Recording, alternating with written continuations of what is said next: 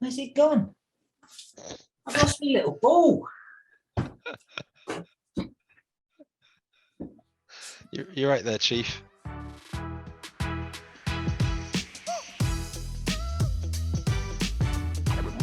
Welcome to the Bible in 1 Year podcast, brought to you by two Brits and aBible. This is day 21, and today we're going to be covering Exodus 10, 11, and 12. In Exodus 10, a plague of locusts and a plague of darkness ensue on Egypt. Pharaoh drives Moses away. In Exodus 11, God speaks with Moses, and Moses tells Pharaoh that the firstborn Egyptians will die. And in Exodus 12, it's the Passover. The firstborns of Egypt do die, and Pharaoh tells Israel to go.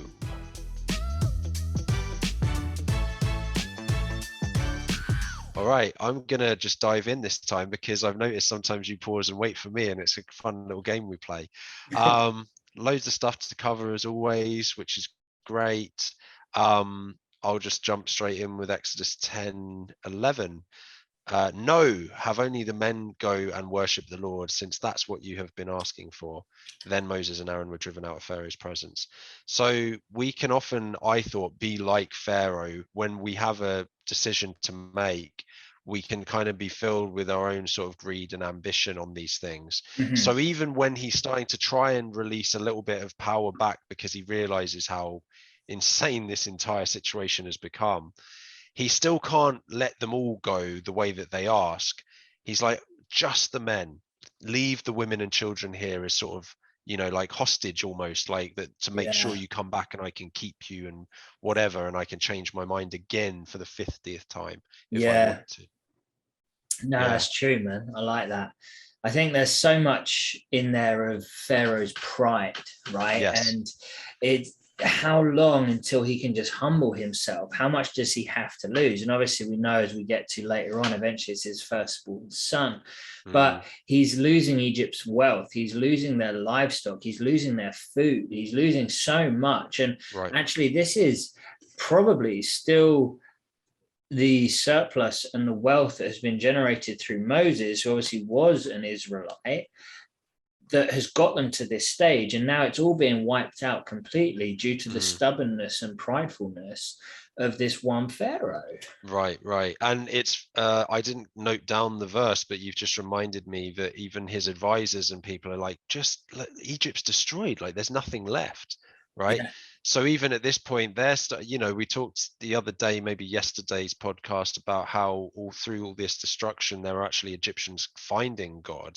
And then there's this total disruption of Egypt. And I wouldn't be surprised if more of them were finding God through that as well. Of just, what is our leader doing? There's got to be something better than this. Just to stop you there, Exodus 10, 7, Pharaoh's officials said to him, how long will this man be a snare to us? Let the people go so they can go worship their God.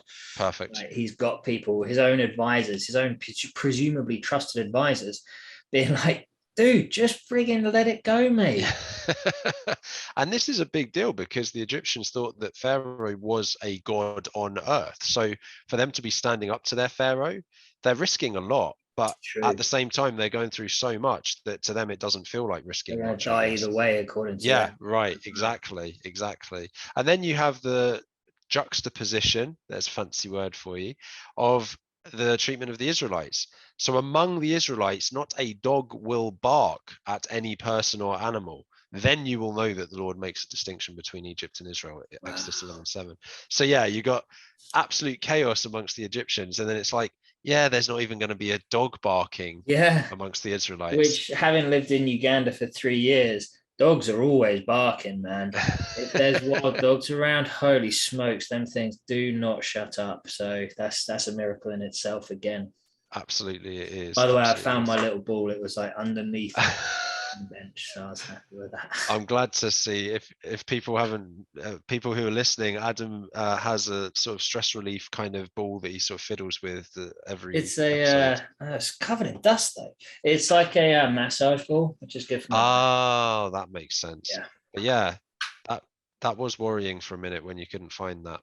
It was scary moments. Genuinely. So anyway, jumping now into one of the biggest things of potentially the Old Testament. We've said that quite a lot, but the Passover, right? And the death of the firstborn son of all the Egyptian.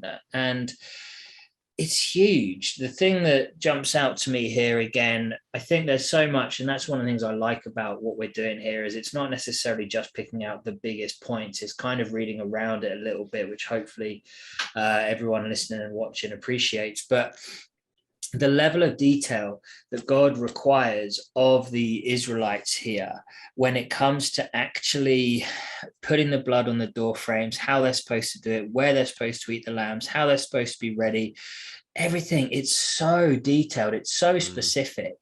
And it just, I like the fact that God's a God of the details, because I'm a person of the details. It's if people, I was thinking this the other day, if people are wondering why it's usually me that like suddenly quickly draws this podcast to a close, it's because I'm the poor fool that has to edit them into 10 minutes.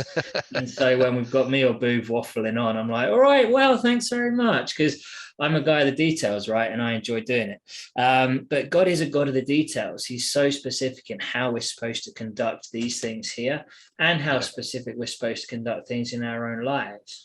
Absolutely. And that it's interesting you say that as well, because something that came to me as you were saying that was, being a God of the details, asking for this very specific obedience. Also, he knows who believes in him and who doesn't anyway. But I think that it would help encourage and push more people over that edge, because if you're just going to say, yeah, sure, whatever, then you don't necessarily have your heart in it. Whereas if you're obedient to exacting moments and details at this point, then your heart has got to be much more in it to go through all that, right? And to do all of these things. Coming off of that, we obviously, before the podcast, we were talking about the destroyer, Exodus 12:23. Sounds like it's in Robot Wars.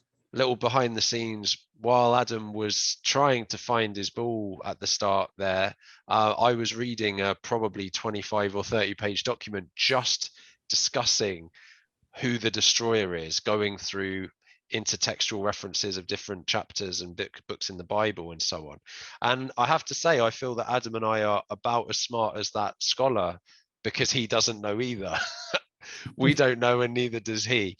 But one of the smart things he said in there, which I really liked, is obviously all of the other plagues and destruction, death comes through them, but they aren't active agents, whereas this destroyer seems to be an active agent, an angel of death, if you will.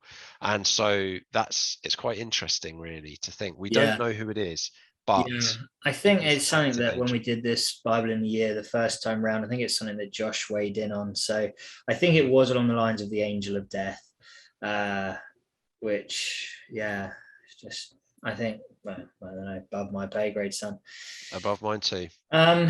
What I do like is, as then it's saying about when you will leave Egypt, it says that you have found favor in the sight of the Egyptians, which just a doff of the hat to God, looking out for people that even they're running out and they're like presumably taking everything that they can sort of carry and hurrying out, but God is still blessing them in that time. They're being kicked out again of their land where they've now spent hundreds of years, but God is honoring them in that and blessing them with wealth to carry with them into the wilderness, really. But right. Some of it would be seen as reparations as well, right? Because God said very early on, I'm going to get you clothing and silver and gold to take with you. And so that's part of the favor in the sight. That also links to what we were saying about how many Egyptians, I think, probably did find God through this whole experience and stuff, and just think, wow, we've gone through all this because we don't worship your God, and you lowly slaves that we see you as, there weren't even dogs barking that we could hear in your area in Goshen, right? One last thing I will say, which I should have jumped in with actually when you were talking about all the specific details, because I like the details of the numbers, don't I? So from the evening of the 14th day until the evening of the 21st day, and then for 7 days no yeast. So you got 14, 21, and 7. Come on now. Love it. Come on now. Brilliant. Unbelievable. And all I said was always the 7s. Love it. Well, any questions, feel free to visit the Facebook page, 2 Brits and a Bible. Or you can email us at 2britsbible@gmail.com.